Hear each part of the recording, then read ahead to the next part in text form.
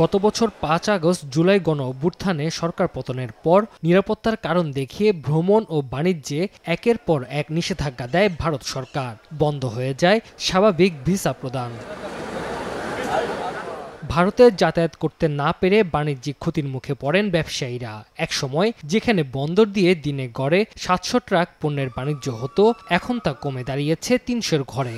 অন্যদিকে যাত্রী যাতায়াত কমে যাওয়ায় ভ্রমণ খাতেও কমেছে রাজস্ব আয়। বন্দর সূত্র জানিয়েছে ২০২৩-২৪ অর্থ বছরের তুলনায় ২০২৪-২৫ অর্থ বছরে যাত্রী কমার পাশাপাশি কমেছে রাজস্ব এবং আমদানি রফতানিও। ভারতীয় ভিসা সংকুচিত হওয়ায় আন্তর্জাতিক যাত্রী চলাচল বেনাপোল বন্দরতে কিছুটা কমে গিয়েছে, যার ফলশ্রুতিতে সাময়িকভাবে আমাদের আয়ে কিছুটা প্রভাব পড়লেও আমরা আশা করছি এটা খুব দ্রুতই কাটিয়ে উঠবে। এদিকে আবারও দুই দেশের ভিসা দ্রুত চালুর আহ্বান ব্যবসায়ীদের।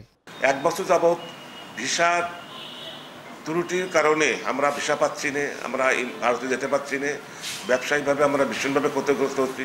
ভারত সরকার যদি ভিসা যদি সুযোগ সুবিধা দিত আমাদের জন্য ভালো হতো। সবশেষ বুধবার বেনাপোল বন্দর দিয়ে ভারত থেকে আমদানি হয়েছে ২৩৯ ট্রাক পণ্য এবং রফতানি হয়েছে ১৩২ ট্রাক পণ্য। আর ভারত বাংলাদেশের মধ্যে যাতায়াত করেছে ১৮৮৮ জন পাসপোর্টধারী যাত্রী। সময় সংবাদ, বেনাপোল।